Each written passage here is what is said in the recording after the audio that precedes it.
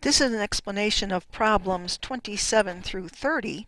The Cayman Incorporated Company bought 30% of Maya Corporation on January 1st, 2013, and they bought it for $450,000. The equity method of accounting was used, of course, and the book value and fair value of the net assets of Maya on that date were $1,500,000. So I'm not going to fill out a purchase grid on this because the fair value and the book value were identical. Maya began supplying inventory to Cayman as follows. So this is an inventory problem. So here's what they're telling us.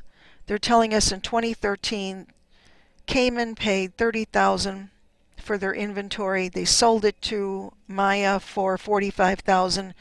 At the end of the year, Maya still hadn't sold what they paid, $9,000 in that inventory.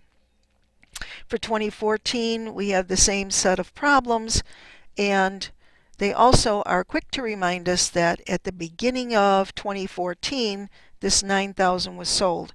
And that's really the heart of the problem right there. That's the trick, as it were, that they stick in, especially on the CPA exam. All of these certifications, though, are nothing but tricks. Okay, so we have our unit selling price in 2013 was $45,000, and our cost of goods sold was $30,000. That gave us a gross profit of $15,000. That's all well and good, but the first thing you need to do is put in your selling price, and what we want to do is divide immediately when we do these problems, immediately divide the gross profit by the selling price to get that gross profit percentage that's embedded in this transaction. So 15 divided by 45 equals, don't panic yet, 33%. Now in some of these problems we're going to have some rounding issues. Don't panic, always pick the number that's the closest to it. Okay, so now we've got 33%, and as long as we're at it, let's just do the 2014 one too. 2014, we've got a selling price of $80,000. We've got cost of goods sold of $48,000. So our gross profit is 80 minus 48, 32,000, immediately divided by the 80,000.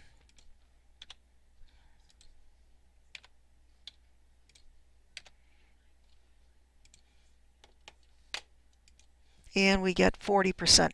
So now we know actually what we're dealing with. But as I reminded everyone the other day, now we've got 30% ownership. We've got 33% gross profit percentage in 2013, 40% in 2014.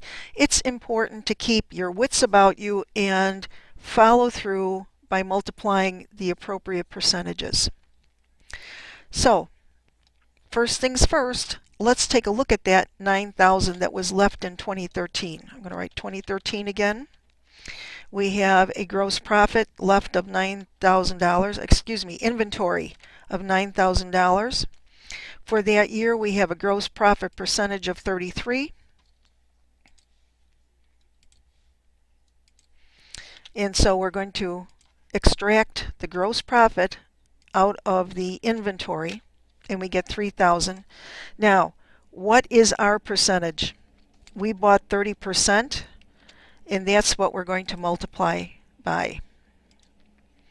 So 3,000 times 30%, bingo, we have 9,000, and that's our unrealized gain that has to be taken out of our equity income.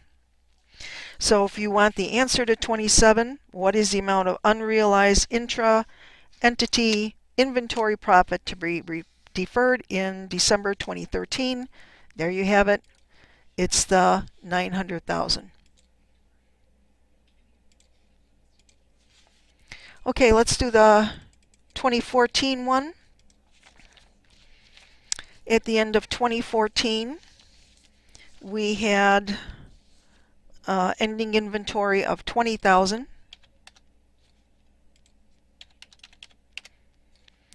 Ending inventory of 20,000. The percentage this time was our 40%. So it's not going to be the same every year. Why? I do not know. Okay, I'm going to multiply these two. We're extracting the gross profit out of that ending inventory. Then we're taking our percentage, 30%, and we're going to get our percent of that gross profit that is unrealized. Don't forget, by 2014, the 900 from the year before will now be realized.